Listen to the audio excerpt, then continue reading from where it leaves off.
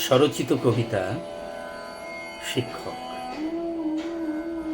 সে এক সময় ছিল, টিনের ছাদের নিচে দাঁড়িয়ে বুক ভরা স্বপ্নে বইখানা খুলে বুঝেছি পৃথিবীর মানচিত্র।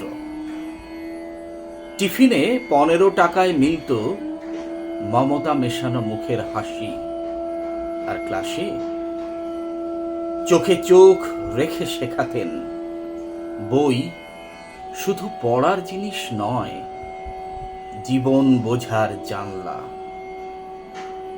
তাদের আমরা ঈশ্বর মানতাম না, কারণ ঈশ্বর দূরে থাকেন, আর ওরা ছিলেন আমাদের পাশে প্রতিটি পদে, প্রতিটি ভুলে।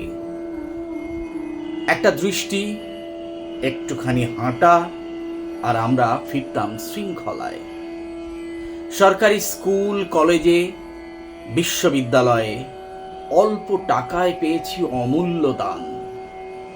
জ্ঞান নয় শুধু, মনের ভিতর গড়ে ওঠা এক আলোকিত মানুষ।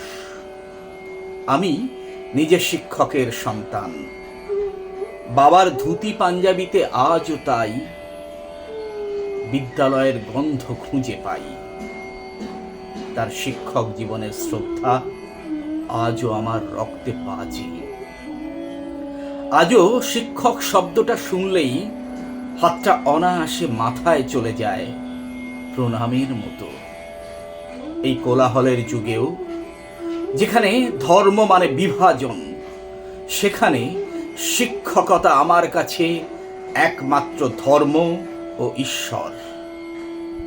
আর সেই লাঠির দাগ যা পড়েছিল এক শিক্ষকের গায়ে, তা কেবল চামড়ায় নয়, আমার বিবেকে রয়ে গেছে স্থায়ী অনড় লজ্জার ছাপ।